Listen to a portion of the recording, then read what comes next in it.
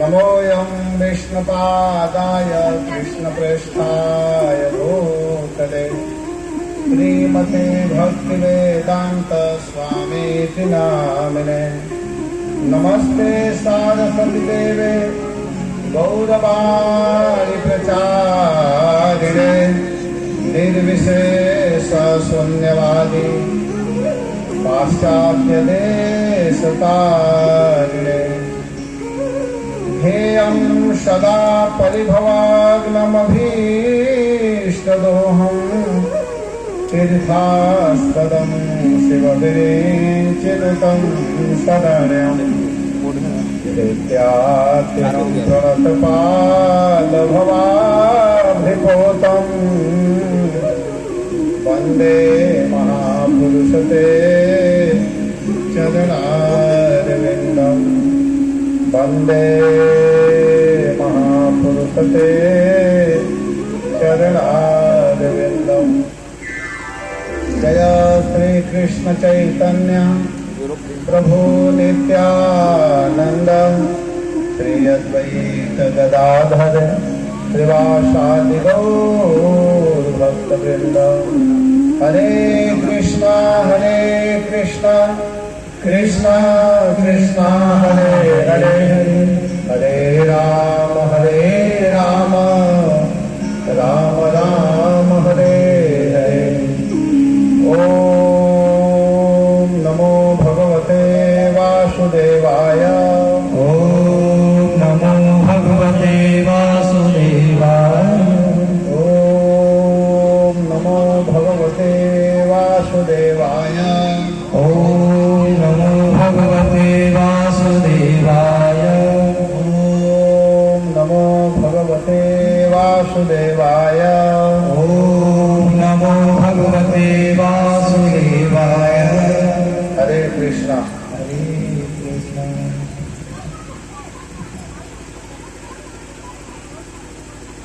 हरे कृष्णा। आप लोग बड़े भाग्यशाली हैं जो कि यहाँ पर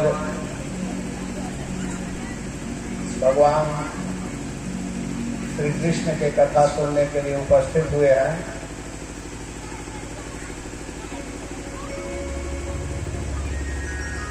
आज बहुत सुंदर दिन है। आज मंगलवार है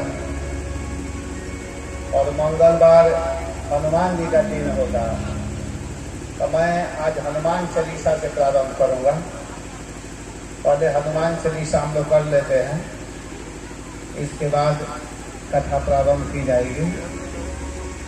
तो आप सभी लोग हनुमान चालीसा जानते ही हैं पढ़ना, तो मैं पढ़ूंगा, आप लोग मेरे पीछे पढ़ सकते हैं या साथ में भी पढ़ सकते हैं। साथ में ही पढ़ेंगे, सब लोग एक साथ पढ़ेंगे, ठीक है। श्री गुरु चरण सरोज रज निज मन मुकुर सुधार बरनौ रघुबर विमल जसो जो दायक फल चार। बुद्धिहीन तनु जानके सुमिरौ पवन कुमार बल बुद्धि विद्या देहु मोहि हरहु कलेश विकार। जय हनुमान ज्ञान गुण सागर जय कपीस तिहुँ लोक उजागर।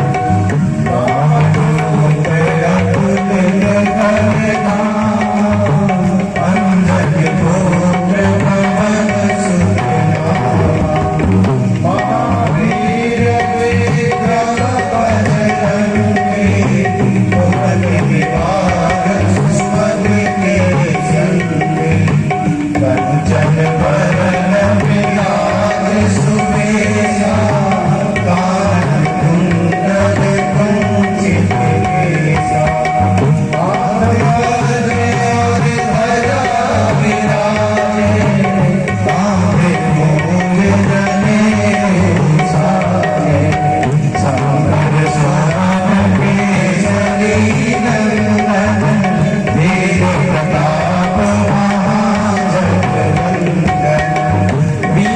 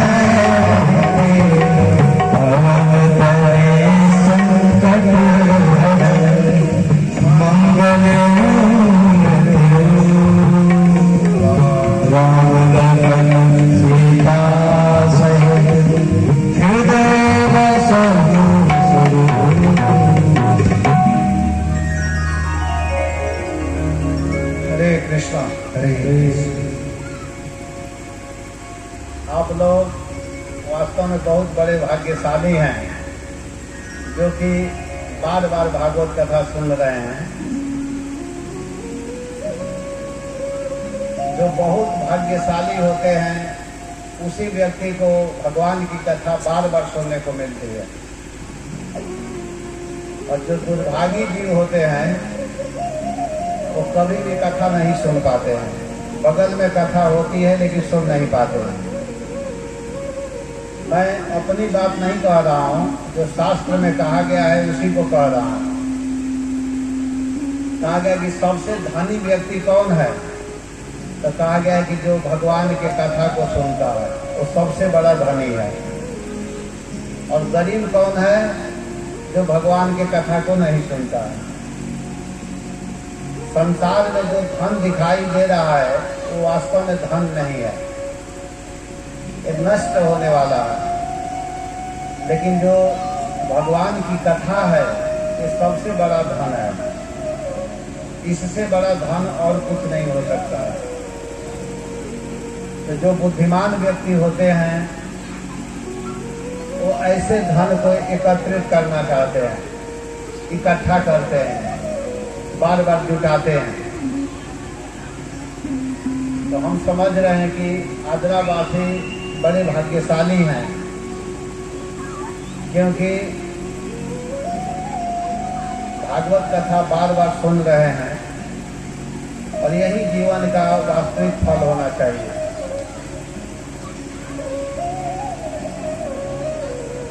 इस बार यहाँ पर कथा मैं संपूर्ण भागवत का ही करूँगा, क्योंकि अभी जो लगभग 8-9 दिन पहले जो कथा हुई थी वो एक प्रसंग की कथा किया था।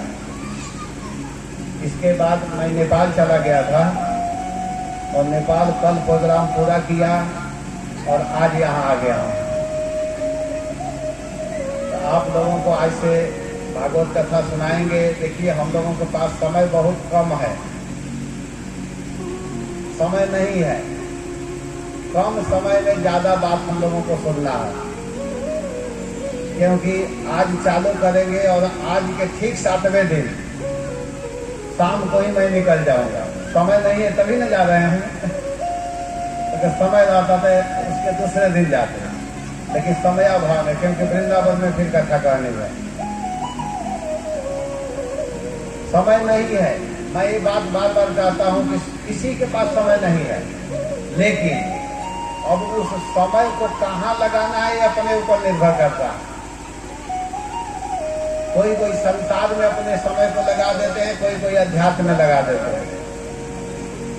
हम लोग कोशिश करते हैं कि हम लोगों का समय इतना व्यस्त हो जाए भागवत में कि एक दिन का भी समय ना मिले, और मैं यही कोशिश करता हूँ,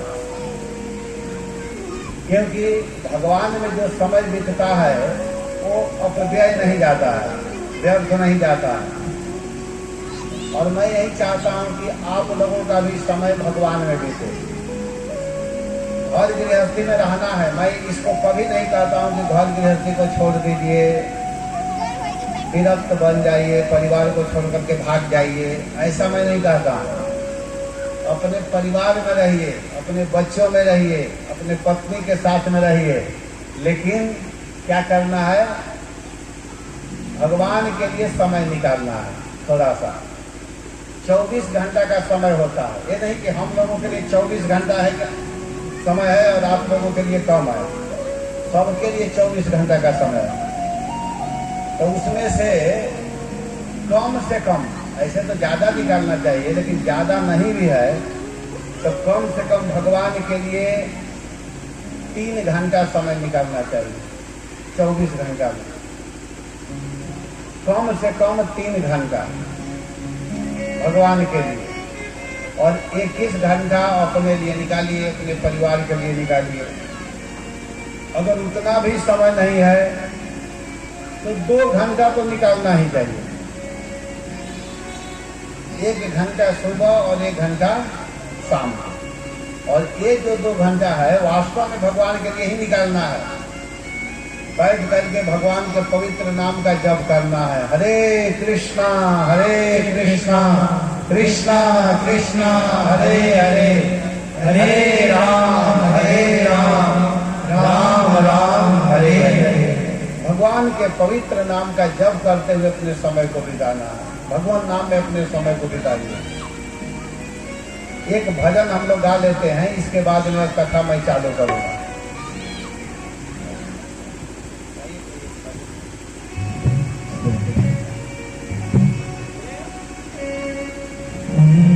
सांवरिया ले चल करनी पर जहाँ विराजे। आप लोग बिल्कुल ध्यान दीजिएगा। फिर एक बार मैं बताऊंगा आप लोगों को कि इस बार यहाँ पर दो कथा होगी, एक भागवत कथा और एक राम कथा। तो शाम के सत्र में भागवत कथा होगी, इस कथा को मैं करूंगा शाम को, और सुबह की कथा में राम कथा होगी। उसको आए हैं अखिलेश्वर दास जी, वो राम कथा सुनाएंगे सुबह में।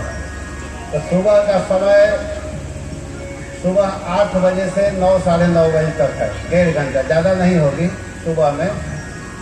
तो आप लोग सुबह भी आइए, कथा सुनिए, और शाम को भागवत कथा सुनिए। भगवान राम और भगवान कृष्ण दोनों कृपा करने के लिए आपके यहाँ आए हैं। तो इस कथा का आनंद लीजिए। अब हम कथा प्रारंभ करने जा रहे हैं। शुरू में ही मैं बता देता हूँ, और हमेशा मैं बताता हूँ कि जो जितना सावधान होकर के सुनेगा, तो भगवान की कृपा से भगवान उसको उसी रूप में उसके ऊपर कृपा करेंगे। क्योंकि हम लोग कल्प वृक्ष के नीचे बैठने जा रहे हैं। कल्प वृक्ष का मतलब होता है कि जिसको जो चाहिए वो कल्प वृक्ष देता है। इस पर एक छोटी सी कथा मैं सुना दूंगा कि कल्प वृक्ष के पास में जो जाकर के जो मांगता है वो मिलता है, और मांगने वाले के ऊपर निर्भर करता है तो क्या मांग रहा है। एक बार की बात है, एक व्यक्ति जा रहा था, यही गर्मी का समय था, पैदल जा रहा था। तब तक चलते चलते वो बेचारा थक गया। तो सोचा कि कहीं वृक्ष मिल जाता तो मैं विश्राम कर लेता। और ऐसे जा रहा था, तब तक रास्ते में एक वृक्ष दिखाई दिया। तो उस वृक्ष के नीचे वो बैठ गया। तो सोचा कि थोड़ा पानी रहता तो मैं पानी पी लेता। उसी समय पानी बहते हुए वहां पर आने लगा, निर्मल जल बह रहा था। उसमें स्नान किया। स्नान करने के बाद में सोच रहा है कि थोड़ा आराम करने के लिए कोई पलंग या बेड मिल जाता। उसी समय उसके पास एक पलंग उपस्थित हो गया। फिर सोच रहा है कि कुछ खाने को मिल जाता। तो अनेक प्रकार के पकवान आ गए, और प्रसाद खाने के बाद में अब उस पलंग पर सो करके सोचने लगा कि अरे यार, जो मैं सोच रहा हूँ वो मिल रहा है, कहीं कोई भूत प्रेत तो नहीं न है। उसी समय भूत प्रेत आ गए, और वो सोचा कि कहीं ये मार न दे, तो उसको मार दिए। वो वृक्ष जो था कल्प वृक्ष था। तो ये भागवतम है। भागवत उस कल्प वृक्ष से भी बढ़ करके है। तो इस वृक्ष के नीचे बैठ करके जो व्यक्ति जो मांगेगा वो मिलता है। अब मांगने वाले के ऊपर निर्भर करता है कि उसको क्या चाहिए। शुरू में ही संकल्प कर लेना चाहिए। संकल्प का मतलब होता है कि मैं 7 दिन तक सावधानी पूर्वक इस श्रीमद् भागवत कथा का श्रवण करूंगा। और सावधानी का मतलब सावधानी। 2 घंटा 2.5 घंटा कथा का समय है। ज़्यादा से ज़्यादा 9:30 बजे तक कथा होगी। तो आप लोगों को यहाँ 7 बजे आ जाना चाहिए। कथा का समय 6 बजे से है। तो जितना ज़्यादा अगर सुनना हो तो 6 बजे आ जाइए, नहीं तो 7 बजे तक किसी भी हालत में आ जाना चाहिए। और 7 से 9:30, 2.5 घंटा, 2.5 घंटा संकल्प करके कथा को सुनिए। तो भागवत भगवान निश्चित रूप से कृपा करेंगे। क्योंकि इस भागवत भगवान पर हम लोगों को पूर्ण विश्वास है। और एक होता है कि कोई प्रैक्टिकल नहीं किया है, मैं तो प्रैक्टिकल किया हूँ। एक होता है ना कि सुना सुनाई बात को कोई मानते हैं और कोई स्वाभाविक इसको देखे हैं, इसका क्या विशेषता है, क्या फल है, क्या महिमा है। क्योंकि भागवत कथा सुन करके बड़े बड़े लोगों का उद्धार हुआ है, बड़े बड़े लोग आनंद का अनुभव किए हैं। ये मनुष्यों का विषय है, बड़े बड़े साधकों का विषय है। इसी बात को बताने के लिए दो लोगों का उदाहरण दिया गया है। सबसे पहले लोगों के मन में विचार आता है, और नहीं आता होगा तो मैं आप लोगों के तरफ से प्रश्न कर रहा हूं कि भागवत सुनने से क्या लाभ है। जब देखो तब भागवत, जब देखो तब भागवत। भागवत सुन करके कौन बड़ी लाभ होने वाली है, कौन बहुत बड़ा फायदा होने वाला है। तो सच पूछिए तो भागवत सुनने से ही लाभ होने वाला है, फायदा होने वाला है।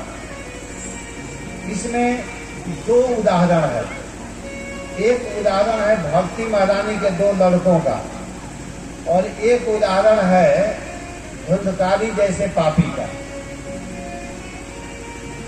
दो प्रबल उदाहरण इस महात्मा में बताया गया है।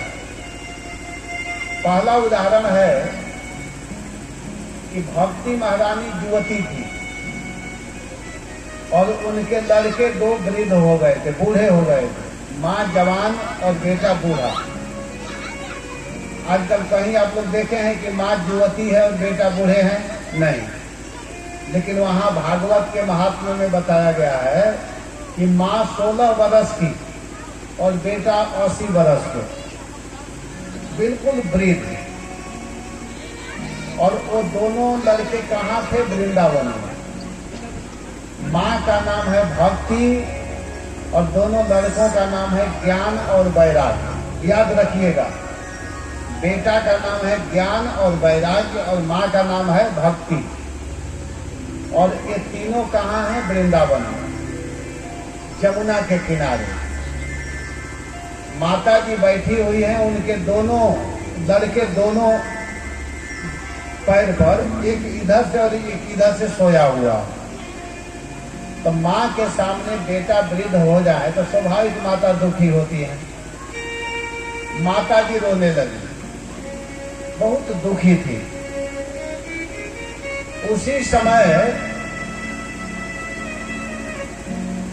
एक महात्मा, जो प्रसिद्ध महात्मा है, सबके कल्याण करते हैं, वो देवताओं के यहाँ भी जाते हैं, मनुष्यों के बीच में भी जाते हैं, असुरों के बीच में भी जाते हैं, वो सब जगह विचरण करते हैं, जिनका नाम है नारद जी। तो नारद जी विचरण करते हुए जब वृंदावन में प्रवेश किए और नारद जी को भक्ति महारानी देखी तो देख करके जोर जोर से रोने लगी। रो रही है, उनके सामने जाकर के रोने लगी। तो नारद जी कहे कि आप क्यों रो रही हो, क्या दिक्कत है, क्या समस्या हो, इतना क्यों रो रही हो, क्या बात है।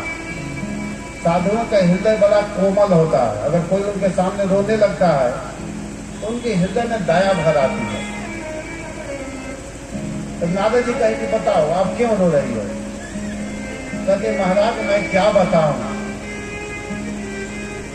ये दोनों मेरे बेटा हैं, मेरे सामने दोनों वृद्ध हो चुके हैं, आप कोई उपाय कीजिए जिससे जवान हो जाए।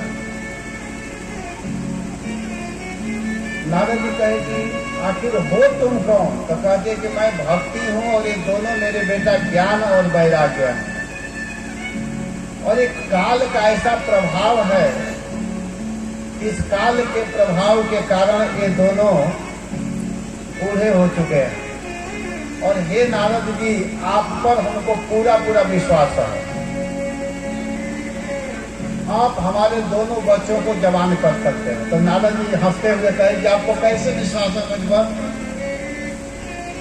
आप पूरा पूरा कैसे विश्वास कर रही हो कि मैं जवान कर दूंगा। तो भक्ति महारानी कहते कि क्योंकि मैं आपके विषय में जानती हूँ, आप बहुत अच्छे डॉक्टर हैं, नारद जी कहे मेरे विषय में जानती हो? तो हाँ, आपने दो लोगों को महान बना दिए हैं, एक हिरण्यकश्यप के पुत्र को और एक उतानपाद के बेटा को। तो एक उतानपाद के बेटा और हिरण्यकश्यप के बेटा। तो हाँ, भक्ति जी कहते कि जयति जगति माया जस्य काया भवस्ते वचन रचन में कम केवलम चाकलय्य ध्रुव पदम पियात यत कृपा तो ध्रुवयम सकल कुशल पात्रम ब्रह्मपुत्रम नतास्मि। हे नारद जी, आपने हिरण्यकश्यप के पुत्र प्रहलाद महाराज को माता के गर्भ में ही भागवत सुना दिए थे। प्रहलाद जब अपने माँ के गर्भ में थे उसी समय आप भागवत सुनाए, और इसके कारण वो इतना महान भक्त बने कि उनके लिए भगवान को आना पड़ा। भगवान स्पेशल रूप धारण करके आए, जिनका नाम हुआ, कौन भगवान आए थे प्रहलाद के लिए बताइए? नरसिंह देव। बोलिए नरसिंह देव भगवान की जय। आपके प्रभाव रहा, वो बालक इतना सुंदर ढंग से भजन किया कि नरसिंह देव भगवान आ गए, और प्रहलाद को कोई कुछ भी बिगाड़ नहीं पाया। यहाँ तक कि उनके शरीर में विष भी काम नहीं किया, पहाड़ से ढकेलने के बाद में भी चोट नहीं आया, आग उनको जला नहीं पाया। ये आपका प्रभाव है। फिर नारद जी कहेंगे दूसरा कौन है? तो दूसरा उतानपाद के लड़के जिनका नाम है ध्रुव, जिस कथा को आप लोग 7 दिन तक सुने। वो लड़का इतना प्रभावशाली हुआ कि उसके लिए भगवान के पार्षद विमान लेकर के आए, और वो लड़का अपने शरीर का त्याग ही नहीं किया, मृत्यु को प्राप्त नहीं हुआ, उसी शरीर से भगवान के धाम गया। बताइए, इतने अच्छे आप कथा करने वाले और उपदेश देने वाले हैं नारद जी। तो आप चाहेंगे तो आप हमारे दोनों लड़कों को भी सही कर देंगे। देखिए भागवत की महिमा, ध्यान दीजिएगा आप लोग। कथा हम लोग हमेशा सुनते हैं, लेकिन इस पर थोड़ा सा विचार करना है। तो नारद जी कहे कि ठीक है, जब तुम कह रही हो तो मैं जरूर तुम्हारे लड़कों को सही करूंगा। अगर मैं सही नहीं किया तो मैं भगवान का दास नहीं। चैलेंज कर दिया,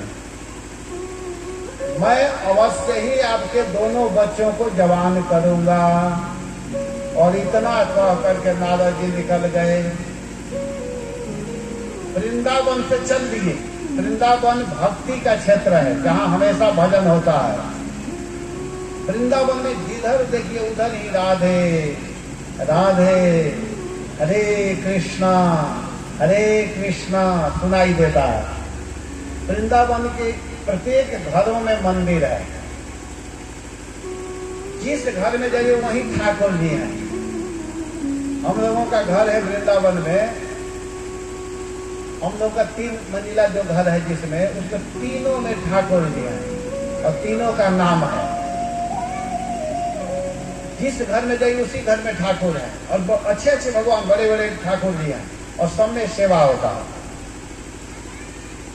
श्री श्री राधा पुलिंग बिहारी, श्री श्री नीलमणि, राधा नीलमणि, श्री श्री राधा निकुंज बिहारी, ये सब ठाकुर जी का नाम है। बहुत सुंदर ठाकुर जी हैं। प्रत्येक घरों में भगवान है, और प्रत्येक घरों में शाम के समय में आरती होती है। सबके घरों में भगवान के नाम सुनाई देता है। वहाँ के रिक्शा वाला भी बोलता है राधे राधे, बाबा कहाँ जाना है, मैया कहाँ जाना है, वृंदावन जाना है, बांके बिहारी दर्शन करना है, आइए बैठिए। प्रत्येक घरों से कृष्ण नाम सुनाई देता है। उस वृंदावन से नारद जी चल दिए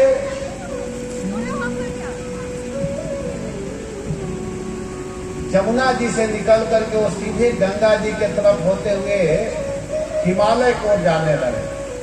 उसी समय 4 भाई मिल गए जिनका नाम है सनत कुमार। सनत, सनातन, सनंदन और सनत कुमार, 4 भाई। 4 भाई देखे कि नारद जी बहुत तेज गति से भाग रहे हैं, बहुत तेजी से भाग रहे हैं। तो चारों कहीं कहते नारद जी आप तो साधु हैं, साधु होकर के इतने तेजी से क्यों भाग रहे हैं? ऐसे तो कोई संसारिक व्यक्ति भागता है, लग रहा है कि आपका धन समाप्त हो गया, ऐसे भाग रहे हैं, क्या बात है? तो नारद जी कहे कि देखो भक्ति के 2 लड़के बूढ़े हो गए हैं, उन लोगों को जवान करने का उपाय बताओ। भक्ति बहुत दुखी है, रो रही है। तो सनत कुमार हंसने लगे, लेकिन नारद जी अभी विचित्र बात कर रहे हैं। आपके शब्द को सुन करके व्यास देव जी का मोह दूर हो गया था और आप इधर उधर भाग रहे हैं। आप भागवत कथा का आयोजन कीजिए। भागवत कथा एक ऐसी कथा है कि सारे समस्याओं को दूर करने वाली है।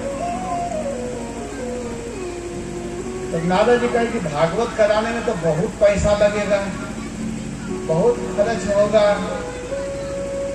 और इसके लिए तो समय देना पड़ेगा ना, बहुत तैयारी करनी होगी।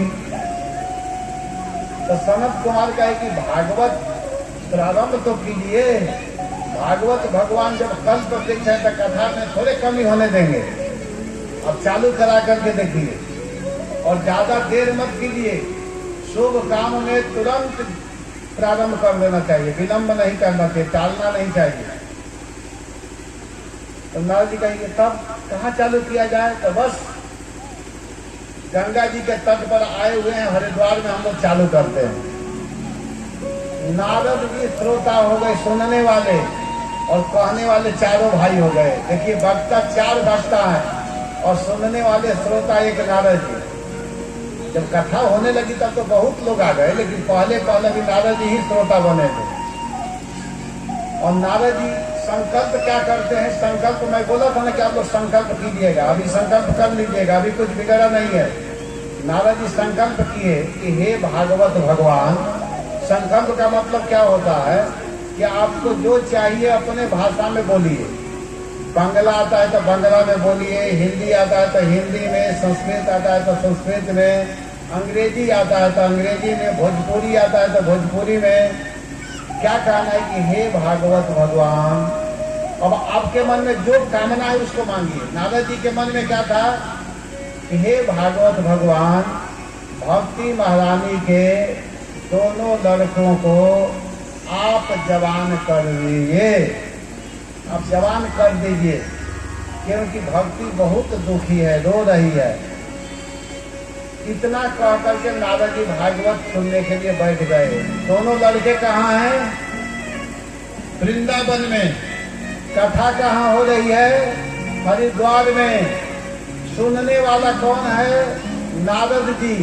कहने वाले कौन है? 4 भाई। किसके लिए भागवत सुन रहे हैं? दोनों लड़कों के लिए। और सनत कुमार चालू किए भागवत। 1 दिन की कथा हुई, 2 दिन की कथा हुई, 3 दिन, 4 दिन, 5 दिन, 6 दिन, 7 दिन। और जिन ही 7 दिन की कथा हुई उसी समय जानते हैं क्या हुआ कि भक्तौ सुतौ तो तरुणौ गृहीत्वा प्रेमैकरूपा सहसा विरासे श्री कृष्ण गोविंद हरे मुरारे नाथे नामानि मुहुर्वदन्ति। उसी समय भक्ति महारानी के लड़के और भक्ति महारानी उस सभा में नृत्य करते हुए, नाचते हुए श्री कृष्ण गोविंद हरे मुरारे हे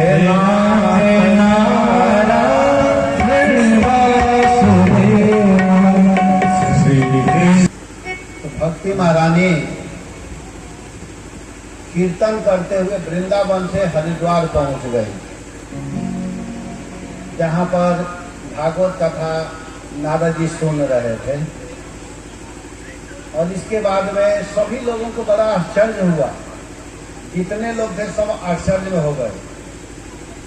लेकिन यदि ये भागवत का प्रभाव है, दोनों वृद्ध लड़के जवान हो गए, एकदम तरुण हो गए थे, बिल्कुल युवक। भक्ति महारानी सब छोटे दिखाई दे रहे हैं, बहुत सुंदर लग रहे थे, बहुत अच्छे, बहुत सुंदर लग रहे थे। भक्ति महारानी बहुत प्रसन्न है, खुश हैं, आनंद में हैं, और बच्चे भी बड़े आनंद में हैं।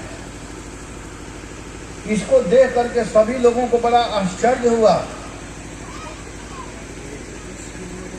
अब यहाँ पर इसको देख करके नारद जी को भी आश्चर्य हुआ कि वाह, ये है भागवत की महिमा।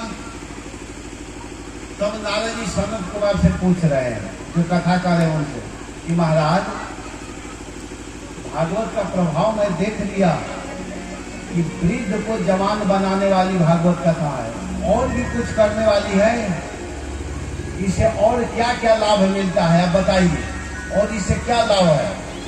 तो इतना सुन करके सनत कुमार कहते हैं कि जानते हैं कि पापियों को भी मुक्त करने वाली भागवत कथा है। अगर पापी से पापी व्यक्ति का भी उद्धार हो जाता है, जो झूठ बोलते हैं उनका भी कल्याण होता है। यहाँ तक कहा गया है कि दुराचारी, क्रोधी, लोभी, शामी, असत्यवादी, जो दूसरे की निंदा करते हैं, ऐसे लोगों को भी कल्याण करने वाली भागवत कथा है। अगर कोई सुन लिया तो उसका कल्याण हो जाता है।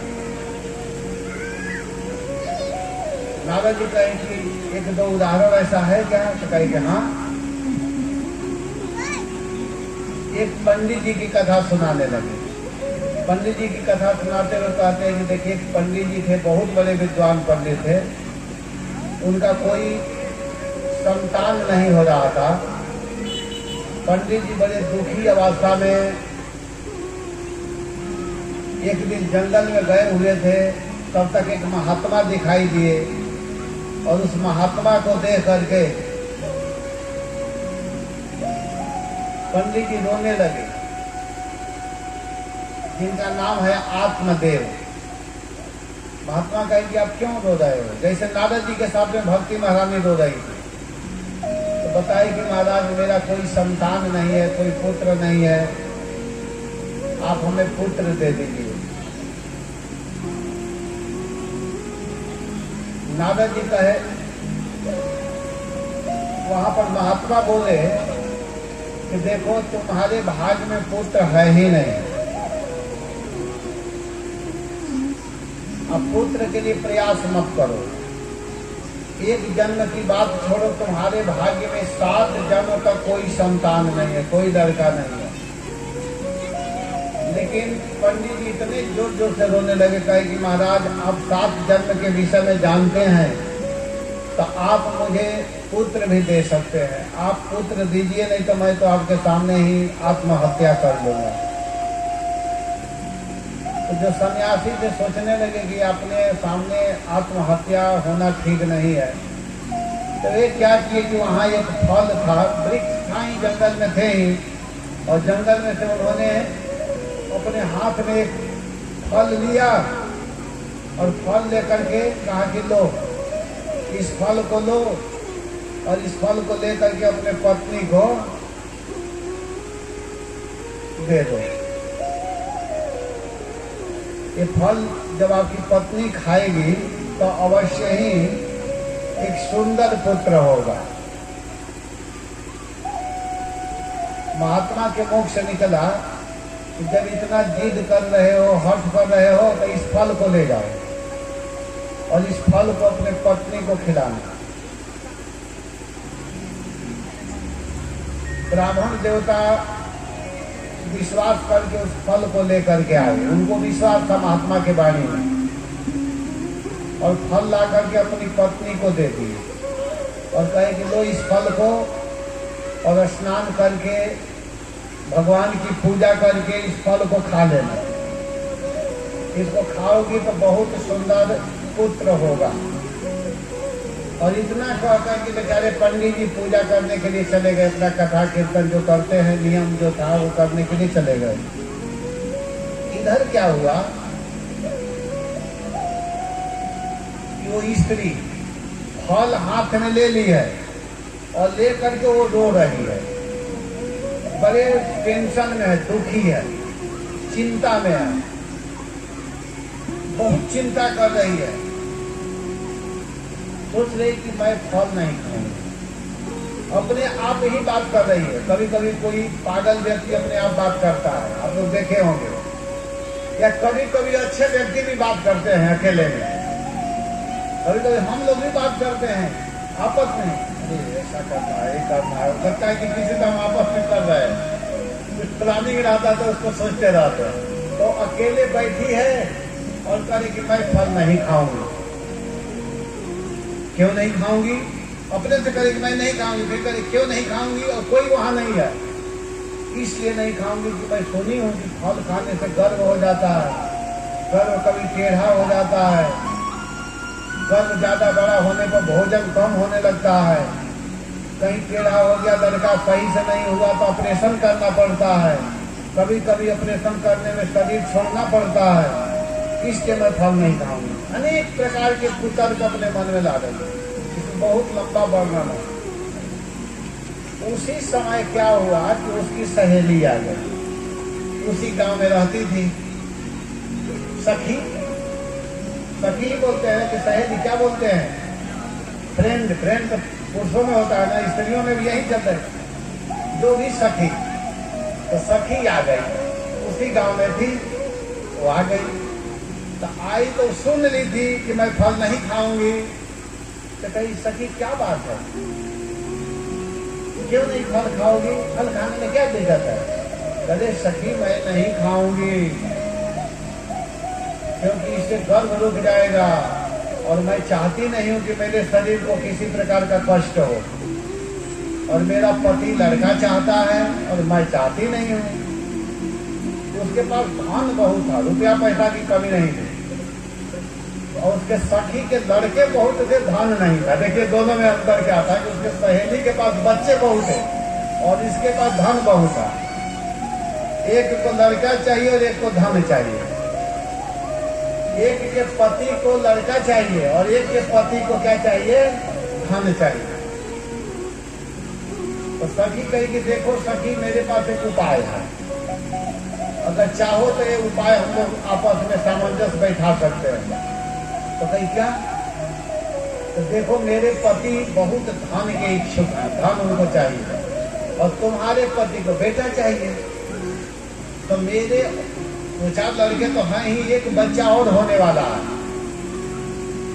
तो मैं एक उपाय बताती हूँ, तुम क्या करो कि तुम हमारे पति के लिए धन दे देना, खूब रुपया पैसा दे देना, तो मेरा पति कुछ भी नहीं बोलेगा, खुश हो जाएगा। और तुम क्या करो कि अपने गर्भ के भीतर थोड़ा थोड़ा कपड़ा बांधते जाओ, जैसे जैसे गर्भ बढ़ता है, महीना 2 महीना 3 महीना में जैसे बढ़ता है उसका कपड़ा की मात्रा बढ़ाओ, और समय के अनुसार जब ही मेरा पुत्र होगा मैं ला करके तुम्हारे पास रख दूंगी, और तुम हाला कर देना कि तुम्हारा लड़का है, शोर मचा देना, और इसके बदले में लेकिन तुमको पैसा देना होगा, तो हमारा पति कुछ भी नहीं बोलेगा। तो सभी तो बहुत अच्छा उपाय बता दी तुम। और जानती हो जहाँ फल की बात है, तो फल को हम लोग क्या करते हैं कि परीक्षा भी ले लेते हैं कि वो महात्मा कितना शक्तिशाली है। उस फल को हम लोग गाय को खिला देते हैं। पंडित जी के पास एक गाय थी, उस गाय को हम लोग फल खिला देते हैं और देखते हैं कि फल से लड़का हो रहा है कि नहीं। इससे पहले पंडित जी कोई भी गाय लाते थे तो गाय बच्चे नहीं देती थी, वृक्ष लगाते थे तो वृक्ष फल नहीं देता था, बाजार से मार्केट से फल खरीद करके लाते थे तो फल सड़ जाता था। ऐसे ही किए, धीरे धीरे वो अपने गर्भ को बढ़ाने लगी। बेचारे आत्मदेव की समझ नहीं कि मेरा बेटा होने वाला है। समय के अनुसार उसके सहेली का संतान हुआ।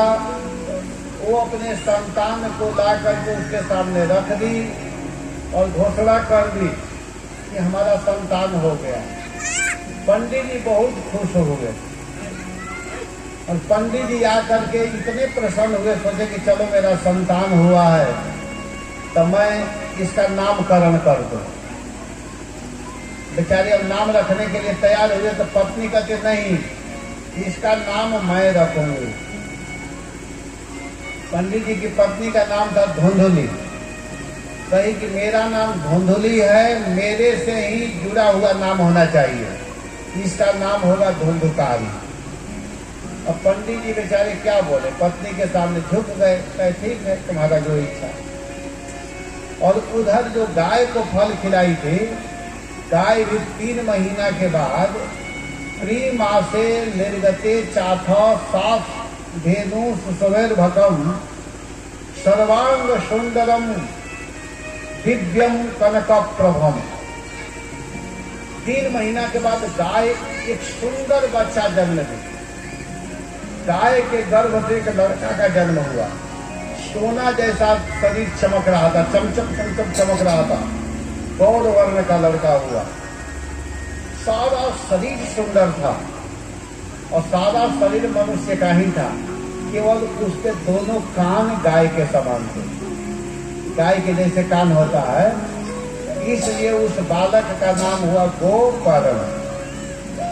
बहुत सुंदर नाम, आत्मदेव जी उसका नाम रखे गोकर्ण। और उधर उसकी सहेली ला करके दे दी थी, तो धुंधली का लड़का हो गया धुंधकारी। और दोनों में देखिए कितना अंतर है। धुंधकारी छोटे अवस्था से ही बदमाशी करता था, छोटे छोटे बच्चों को मारता था, पीटता था, सोए हुए लड़कों को पकड़ करके कुआं में ढकेल देता था, किसी के घर में आग लगा देता था। और गोकर्ण जी बिल्कुल विपरीत, जहाँ कथा होती थी वहां जाकर के चुपचाप बैठ करके कथा सुनते थे। कोई साधु महात्मा तिलक धारी महात्मा दिखाई देते थे, जिसके ललाट पर तिलक होता था, या माता या कोई भी तिलक वाले, तो उनको जाकर के प्रणाम करते थे, उनके चरणों में बैठते थे। अगर कोई कुछ भी कहता था तो उसके आज्ञा का पालन करते थे।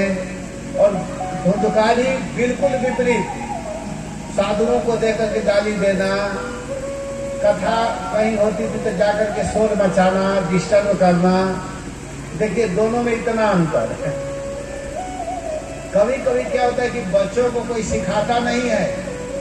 ऐसा नहीं कि माता पिता कहते हैं कि तुम जाकर के किसी के घर में उत्पात करो, लेकिन जो स्वभाव होता है वो छोटे से ही चालू हो जाता है। एक कहावत है भोजपुरी में कि होनहार बीरवा के चिकने पात। जो वृक्ष होने वाला होता है वो छोटे से ही उसके पात हरे भरे चिकने होते हैं, और जो मरने वाला वृक्ष होता है, सूखने वाला होता है, शुरू से ही लगता है कि खत्म होने वाला है। तो इसी तरह दोनों बच्चों में अंतर था। गोकर्ण जी बिल्कुल साधुओं के बीच में बैठते थे, प्रेम से कथा सुनते थे, भगवान के नाम का जप भी करते थे। हरे कृष्णा कृष्णा कृष्णा हरे हरे, हरे राम राम राम हरे हरे। प्रेम से भगवान के कथा। और धुंधकारी बिल्कुल विपरीत। धुंधकारी जब बदमाशी करने लगा तो गांव के लोग पंडित जी से कहने लगे कि महाराज आपका लड़का बड़ा बदमाशी करता है, आग लगा देता है, हमारे बच्चों को पीटता है, कथा होती है तो डिस्टर्ब करता है, लोगों को गाली देता है। और पंडित जी एक सम्मानीय व्यक्ति, आदरणीय व्यक्ति, जिधर जाते थे इस तरह का शिकायत कान में आने लगा। तो दुखी होकर के एक दिन बड़ा दुखी हुए, कहे कि अरे यार इससे तो अच्छा था कि बेटा ही नहीं हुआ होता। लड़का होकर के इतना बदमाशी करा, इससे तो अच्छा था कि हमारा बेटा नहीं हुआ होता। लेकिन अब क्या करें, बड़े दुखी थे। तब तक वही गोकर्ण जी अपने बेटा जो गाय के द्वारा जिनका जन्म हुआ है, गोकर्ण जी मिले। तो गोकर्ण जी के सामने रोने लगे आत्मदेव पंडित। पिताजी रो रहे हैं, कहे कि हे मेरे बेटा गोकर्ण, मुझे समझ में नहीं आ रहा है मैं क्या करूं। मैं जिधर जाता हूं धुंधकारी के चलते सब जगह शिकायत हो रही है, क्या मुझे करना चाहिए कुछ समझ में नहीं आ रहा है। मैं तो मुंह दिखाने लायक नहीं हूँ। सब लोग शिकायत कर रहे हैं कि आपका बेटा गाली देता है, आग लगाता है, लड़कों को कुआं में ढकेल देता है। मैं क्या करूं बेटा? सुनिए ध्यान से। तब गोकर्ण जी बोलते हैं। गोकर्ण जी देखा जाए तो वास्तव में आत्मदेव जी के ही लड़के हैं, फल के द्वारा उन्हीं का जन्म हुआ। तो गोकर्ण जी बैठाए अपने पिता को, कहे पिताजी बैठ जाइए। और गोकर्ण जी हाथ जोड़ लिए। देखिए भागवत की परंपरा, बेटा अपने पिता को कथा सुना रहा है और आगे सुनेंगे कि पिताजी अपने पुत्र को कथा सुना रहे हैं, माता जी अपने पुत्र को सुनाती है, बेटा अपने माँ को, कपिल देव भगवान अपने माँ को कथा सुनाए हैं, ऋषभ देव भगवान अपने पुत्रों को सुना रहे हैं, गोकर्ण जी अपने पिता को सुना रहे हैं। देख रहे हैं ना भागवत की परंपरा, इसमें कोई बड़ा छोटा नहीं होता है। आप लोग ये मत समझिए, आप भी कथा कह सकती हैं माता जी लोग, जहाँ मौका मिले सुनाना चाहिए लोगों को बैठा करके। जैसे मैं कथा यहाँ कह रहा हूँ, आप सभी वक्ता बन सकती हैं। मैं इतने लोगों को वक्ता बना दूंगा, जितने लोग बैठे सब कथाकार बन जाएंगे। अपने घर जाइए, अपने रिश्तेदारों के बीच में जाइए, जो कथा सुने इस कथा को सुना दीजिए, हो गई कथाकार। अलग से कुछ करने की जरूरत नहीं है, मंच लगाने की जरूरत नहीं है। एक तखत पर बैठिए, एक कुर्सी पर बैठिए, कथा चालू कर दीजिए। मैं कहता हूँ ये लोगों को, और ये बेचारे बहुत अच्छे लोग हैं, कि कथा के लिए ज्यादा टेंशन नहीं लेना है, जो है वही रखिए, बस कथा चालू। एक पत्थर पर बैठिए, कथा चालू, एक शिला पर बैठिए, कथा चालू। टेंशन नहीं कि हमको वो नहीं देगा तो भागवत कैसे करवाऊंगा। अरे कोई मत दे, उस कुर्सी पर बैठ करके भागवत चालू किया जा सकता है, जिस पर वो लोग बैठे तिवारी जी आदि। किसी मंच की आवश्यकता नहीं कथा के लिए। भागवत जो बोलना है उसको बोलना है, ये नहीं कि बहुत बड़ा पंडाल बन गया तब भागवत बोला जाएगा, नहीं। भागवत को आप चलते समय बोल सकते हैं, बैठ करके बोल सकते हैं, अपने घर में बोल सकते हैं, पेड़ के नीचे बैठ करके बोल सकते हैं। इतना सुविधा, इसके बाद में भी कोई भागवत न सुने तो क्या कहा जाएगा। और इस कथा को गरीब करा सकते हैं, धनी करा सकते हैं। ये कोई जरूरी कि बहुत धनी जिसके पास पैसा है वही भागवत करा सकता है, नहीं। गरीब से गरीब व्यक्ति भी अपने घर में कथा करा सकता है, सुन सकता है। और सच पूछे तो प्रत्येक व्यक्ति को कम से कम एक भागवत अपने घर में जरूर करवाना चाहिए। इसीलिए नहीं न करवाते कि बहुत पैसा कहाँ से हम लाएंगे, हम कहाँ से पंडाल बनवाएंगे, हम साउंड वाले को कहाँ से बुलाएंगे, हम संगीत वालों को कैसे बुलाएंगे, बहुत खर्च लगेगा। तो उसके लिए जरूरत क्या है, अपने घर में बैठ जाइए, परिवार 5 परिवार बैठिए और एक वक्ता को बुला दीजिए, कहिए पंडित जी कथा सुनाइए। आराम से वो बोलेंगे तो 5 लोगों को सुनाई देगा कि नहीं, बताइए। उसमें माइक की क्या जरूरत है। और जहाँ संगीत की बात है तो 5 लोग गा सकते हैं, हरे कृष्णा कृष्णा कृष्णा हरे हरे, हरे राम राम राम हरे हरे, हरे कृष्णा कृष्णा कृष्णा कृष्णा हरे हरे, हरे राम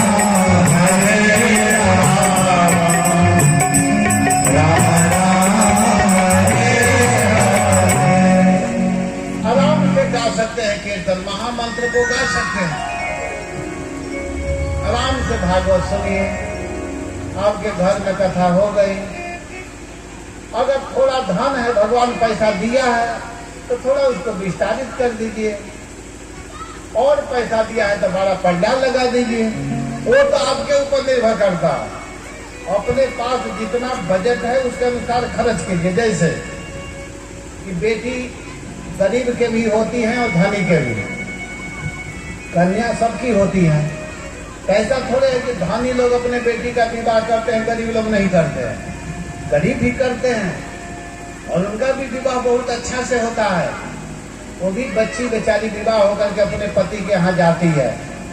अब जितना बजट है उतना खर्च। और सच पूछिए तो विवाह का जो कार्य है उतना ही होता है, वो धनी करा ले चाहे गरीब करा ले। और सच पूछे तो मैं देखा हूँ कि गरीबों के यहाँ ज्यादा विस्तार से विवाह अच्छा से होता। धनी लोग तो दूसरे के खिलाने में ही बस भूल जाते हैं। वैसे ही भागवत है। भागवत हो बहु बेटी जैसा, जैसे बेटी का विवाह करते हैं वैसे भागवत का आप करिए कराइए। भागवत कथा कराना बहुत कठिन काम नहीं है, सहज में किया जा सकता है। धन है तो विस्तार कीजिए, नहीं है तो संक्षेप कीजिए, लेकिन करिए और कराइए जरूर। तो देखिए आज बेटा अपने पिता को कथा सुनाने जा रहे हैं। कहे पिताजी आप बैठिए, मैं कुछ बताता हूँ। आत्मदेव सबको कथा सुनाते थे, बहुत बड़े वक्ता थे, विद्वान थे, लेकिन आज उनकी बुद्धि चक्कर काटने लगी कि बेटा मैं क्या करूं, मुझे समझ में नहीं आ रहा है। जहां जा रहा हूं वहीं शिकायत हो रही है कि आपका लड़का धुनकारी गाली देता है, आपका लड़का चोरी करता है, आपका लड़का व्यभिचार करता है, आपका लड़का बच्चों को पकड़ करके कुआं में ढकेल देता है, कहीं कथा कीर्तन होती है तो पत्थर फेंक देता है। मुझे तो समझ में नहीं आ रहा मैं क्या करूं। तो गोकर्ण जी कहे पिताजी बस बस अब बैठ जाइए, आप बहुत देर से बोल रहे थे, अब मैं बोलूंगा, सुनिए। बैठ गए। तो क्या कहते हैं कि तेहेन श्रीमान सरुधिरे भीमती त्यजतुम जाया सुतादिषु सदा ममता विमुञ्च पश्यामिशं जगदिदं क्षरभङ्गनिष्ठा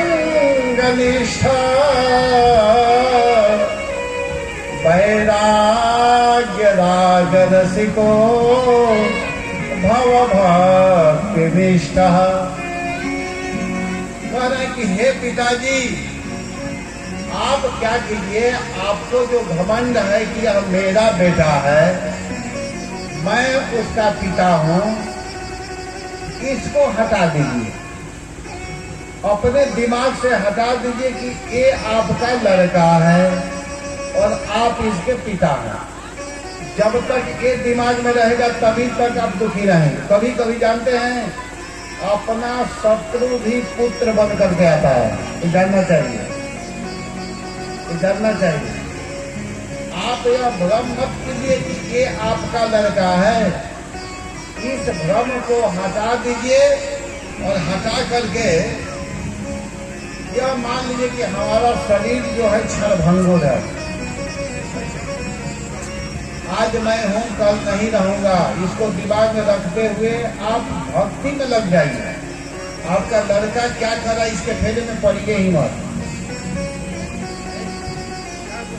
आपको करना क्या है पिताजी, तो करेंगे धर्म भजस्व सततम त्यजलोक धर्मा सेवा साधु पुरुषा यही काम तृष्णा। करें कि आप धर्म भजस्व सततम, सततम धर्म भजस्व, आप हमेशा धर्म के आश्रय में रहिए। जैसे कुछ लोग के मन में होता है कि अरे ये लोग क्या करते हैं। अभी अप्रैल में गए थे अयोध्या कथा कराने के लिए, अभी 12 दिन पहले 10 दिन पहले शनि मंदिर में कथा हुई, वहां भी जा रहे थे सुनने, और अभी फिर यहाँ करवा रहे हैं। तो यही काम रह गया है। तो ऐसे लोगों के बात को कभी नहीं सुनना चाहिए, क्योंकि ऐसे लोग जो कह रहे हैं इसका मतलब जो भगवान को और भगवान के भक्ति के विषय में नहीं जानते हो, ऐसे लोगों को कहा जा रहा है कि ऐसे लोगों को छोड़ दो और कैसे लोगों को पकड़ो जो ऐसे कार्यों को करता रहता है। ऐसे लोगों को पकड़ना है जो कि हमेशा कहे कि नहीं नहीं ये बहुत अच्छा काम है, हमेशा ऐसा कार्य होते रहना चाहिए। ये मत समझिए कि वो लोग मूर्ख हैं जो अयोध्या गए थे कथा सुनने के लिए, जो वहां जाकर के कथा सुन रहे हैं, यहाँ सुन रहे हैं, जहाँ भी कथा हो रही भाग करके सुन रहे हैं, वो मूर्ख नहीं है, वही वास्तविक में बुद्धिमान है, वही अपने जीवन का जीवन बीमा तैयार कर रहे हैं। जीवन बीमा, इस संसार में जीवन बीमा चला है, इस जीवन में भी काम आता है, जीवन के बाद में भी। आज तक हमको समझ में नहीं आया है कि जीवन के बाद में क्या काम में आता है। जीवन के बाद जो मर गया वो उसको क्या काम में आएगा, पैसा हमको आज तक समझ में नहीं आया। LIC वाले कहते हैं कि इतना सुविधा है ना कि इस जीवन में भी काम आएगा और मरने के बाद में भी काम आएगा।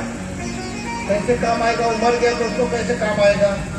लेकिन असली जीवन बीमा मैं बता रहा हूँ, ये जीवन बीमा है वो आपको इस जीवन में भी काम आएगा और मरने के बाद ज्यादा काम आएगा। मरने के बाद में जितने देर कथा सुन रहे हैं ना, अगर मान लीजिए कि जो अप्रैल में भी सुना, मई में भी सुना, जून में भी सुन रहा है, तो उसका जीवन बीमा बहुत ज्यादा हो रहा है, वो ज्यादा काम करेगा। जो कम सुना है उसका भी करेगा, लेकिन जो ज्यादा सुना है तो उसका वो दिन जब शरीर छोड़ेगा तो उसके सामने आ जाएगा, अरे ये व्यक्ति तो बहुत भागवत सुना है और इसको इधर नहीं इधर ले जाना है, स्पेशल विमान आएगा। उस दिन उसको इतना व्यवस्थित करके बैठाया जाएगा कि उस दिन जो नहीं किए हैं उनको याद आएगी कि अरे अब मैं क्या करूं, तुम्हारी याद आएगी, अब क्या करूं। पछताने से भी कुछ मिलने वाला नहीं होगा उस दिन। सिर पटकेंगे, हाथ पटकेंगे, पैर पटकेंगे, लेकिन अब कुछ मिलने वाला नहीं रहेगा और 84 लाख योनि में भटकना पड़ेगा। फिर 84 लाख योनि को पार करके वृक्ष बनेंगे, मच्छर बनेंगे, सुअर बनेंगे, कुत्ता बनेंगे, सांप बनेंगे, पेड़ बनेंगे। ऐसे बनते बनते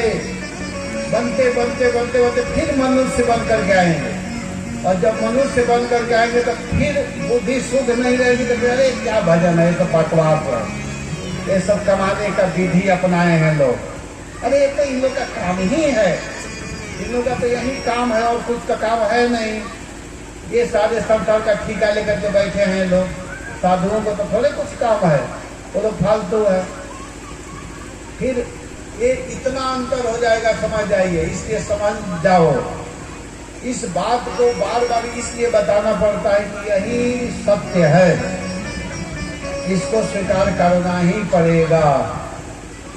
हमको एक टाइम देखने के लिए रख दीजिएगा, मुझे कुछ भी पता नहीं है, आप बता दीजिएगा कि कितने बजे तक बोलना है, मेरे पास घड़ी नहीं है। अब उसके अनुसार मैं बोलूंगा ना। हरे कृष्णा कृष्णा कृष्णा हरे हरे। देखिए, मैं समय का बड़ा ध्यान देता हूँ।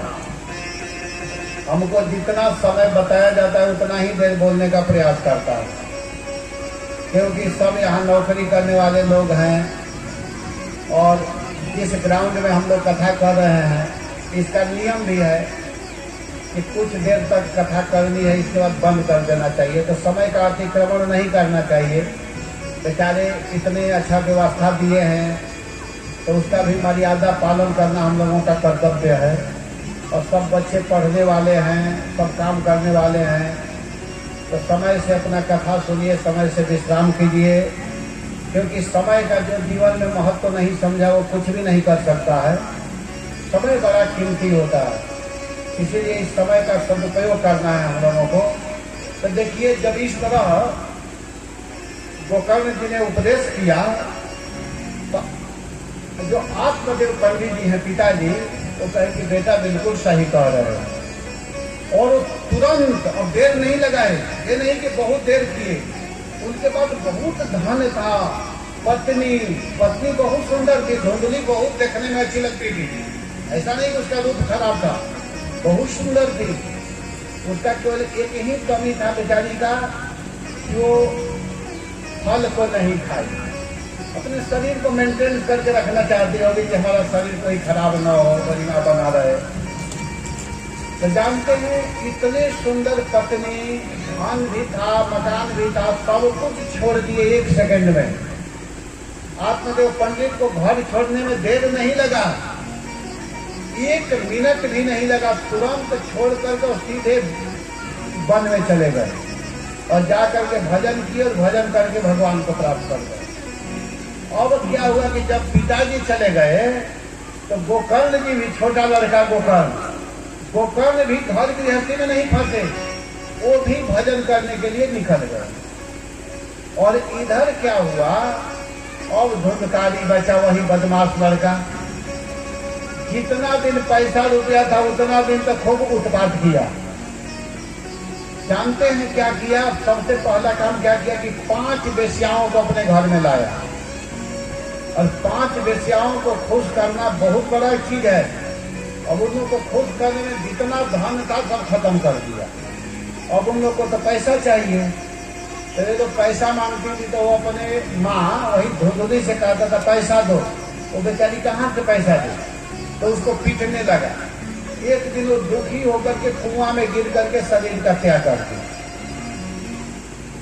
अब चोरी करता था, डकैती करता था। 5 वेश्याएं एक दिन विचार की कि चोरी करता है, कभी न कभी पकड़ में आएगा, सारा धन भी चला जाएगा और यह मारा भी जाएगा। तो इससे अच्छा है कि हम 5 मिल करके इसको मार देती हैं, कम से कम हम लोग के पास रुपया तो बच जाएगा, पैसा तो बच जाएगा।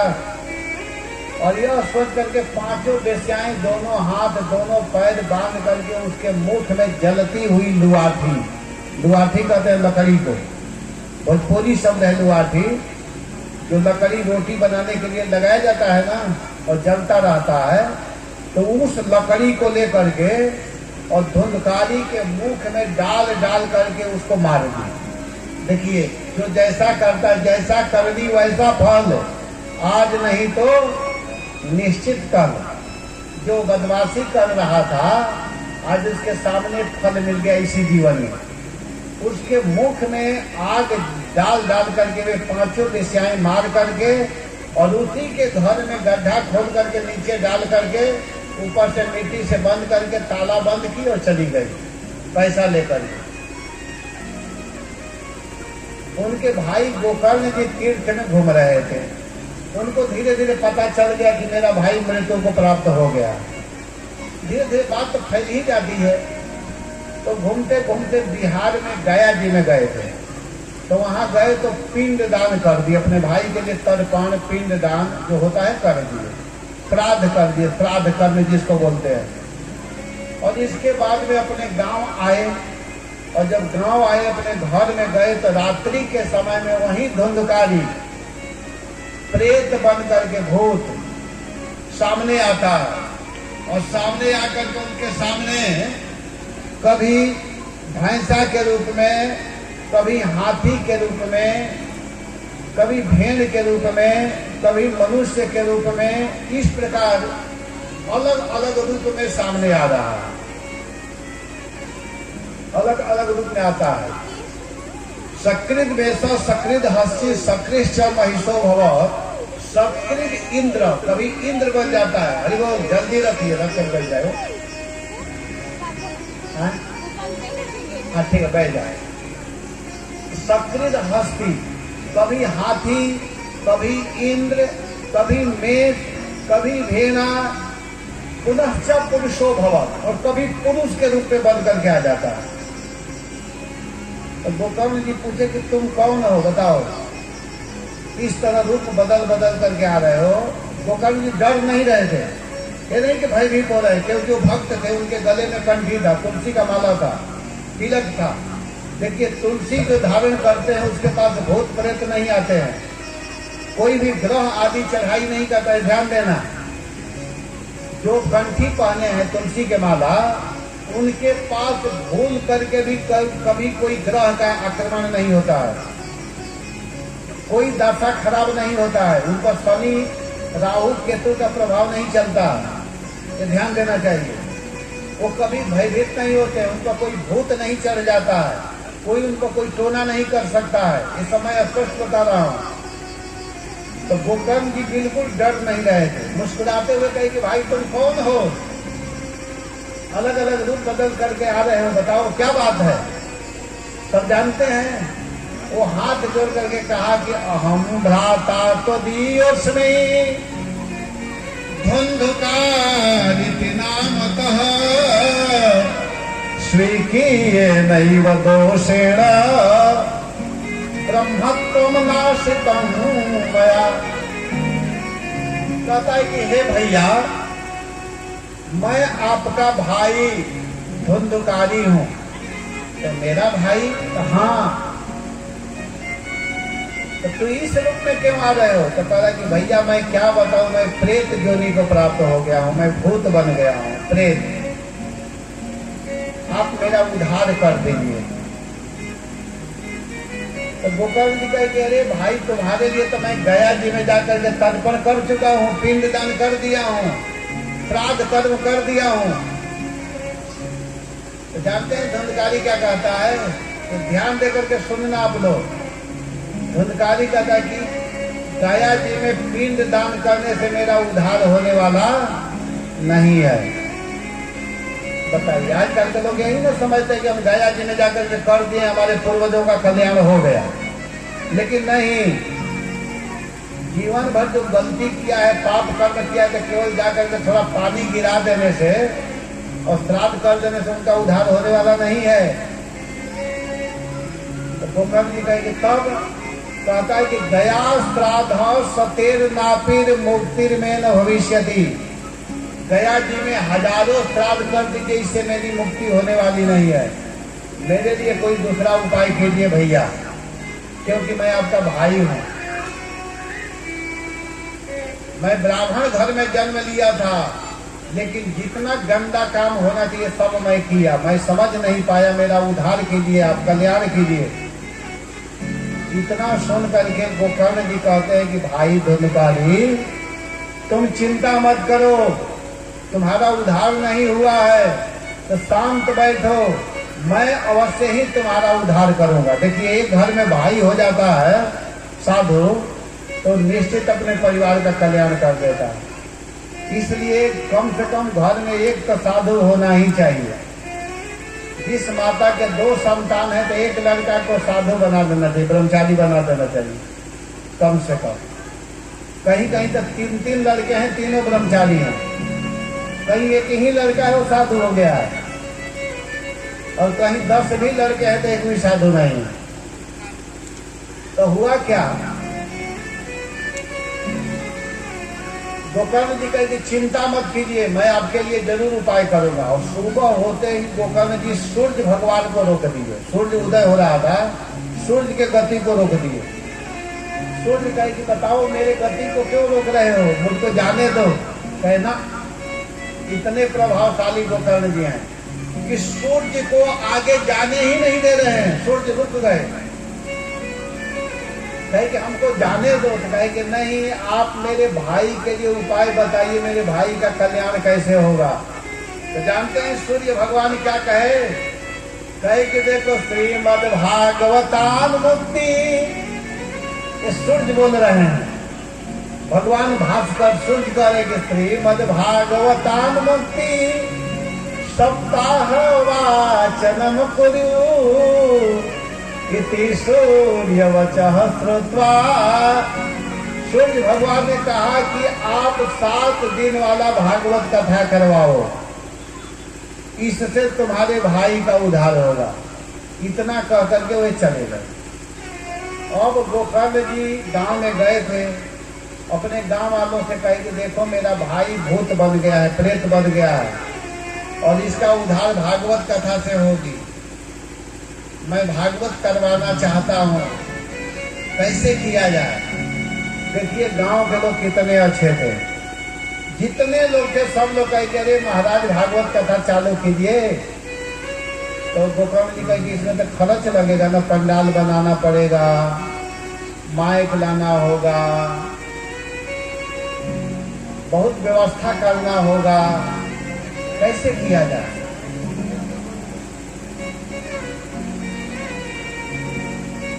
तो कहे कि ठीक है। वे क्या किए कि तुरंत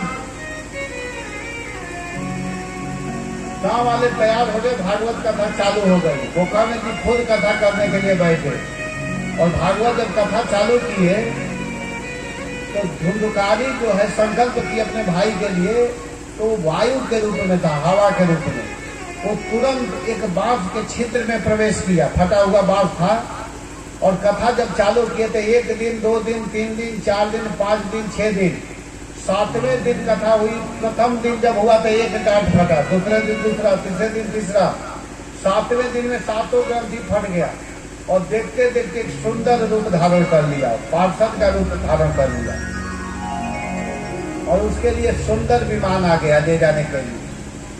और वो गोकर्ण के सामने ही धुंधकारी पार्षद बन करके गोकर्ण जी के चरणों में प्रणाम किया और विमान में चढ़ने लगा जाने के लिए। कहा कि धन्य है भागवत की कथा, कि भागवत कथा सुनने से धन्या भागवती वार्ता प्रेत पीड़ा विरासनी, सप्ताह होती कथा धन्य कृष्ण लोक फलप्रद। 7 दिन की भागवत इतनी धन्य है कि कृष्ण लोक को देने वाली है। और देखते देखते विमान में चढ़ करके जाने लगे। तब गोकर्ण जी जो कथा सुना रहे थे वो कहने लगे कि अरे भाई रुको थोड़ा। और जो ले करके जा रहे थे पार्षद उनसे पूछे कि ऐसा कैसे हो गया कि एक व्यक्ति के लिए विमान आया और इतने लोग जो सुन रहे हैं सब यहीं रह गए, और मैं कथा कर रहा हूँ मैं भी यहीं रह गया, ऐसा थोड़े होता। तब वे लोग कहे कि देखिए आप में तो कोई वो नहीं है, आपके लिए तो स्पेशल विमान आने वाला है, लेकिन सुनने वालों में थोड़ा कमी है। क्या कमी है? तो कमी यह है कि एक कान से सुन रहे हैं और पंडाल से बाहर जाते ही इसे निकाल दे रहे हैं, विचार नहीं कर रहे हैं, मनन नहीं कर रहे हैं। और धुंधकारी मनन किया था, इसीलिए विमान आया। अगर वास्तव में सभी लोग भगवान के चरणों को प्राप्त करना चाहते हैं तो मन लगाकर कथा सुननी होगी, दोबारा भागवत कथा करानी पड़ेगी। गांव वाले कहे कि कोई दिक्कत नहीं, हम लोग दोबारा कराएंगे। दोबारा भागवत का अनुष्ठान किए और इस बार इतने प्रेम से सुने कि सबके लिए विमान आया और सभी लोग विमान में बैठ करके भगवान के धाम गए। और गोकर्ण जी जो कथा कर रहे थे उनके लिए स्वयं भगवान आए और अपने जो वाहन है गरुण जी, उसके ऊपर गोकर्ण जी को बैठा करके भगवत धाम लेकर के चले गए। भगवान अपने साथ ले गए कथा करने वाले थे। और जो सुन रहे थे उनके लिए एक बड़ा विमान आया, उसमें सब लोग बैठे, सब भगवत धाम चले गए। ये है भागवत कथा की महिमा। जो व्यक्ति भागवत कथा को सुनता है भगवान उसके ऊपर कृपा करते हैं। और भागवत की विधि थोड़ी बताई गई है कि कथा कहने वाला कैसा होना चाहिए, तो बताया गया कि वैष्णव होना चाहिए, विद्वान होना चाहिए, ब्राह्मण होना चाहिए, दृष्टांत देने में कुशल होना चाहिए, और उनके साथ में 4-5 लोग होना चाहिए, कीर्तन करने वाले, पाठ करने वाले, पूजा करने वाले। इस तरह अगर कोई भागवत कराता है तो उसका कल्याण होता है और वह व्यक्ति निश्चित रूप से भगवान को प्राप्त करता है।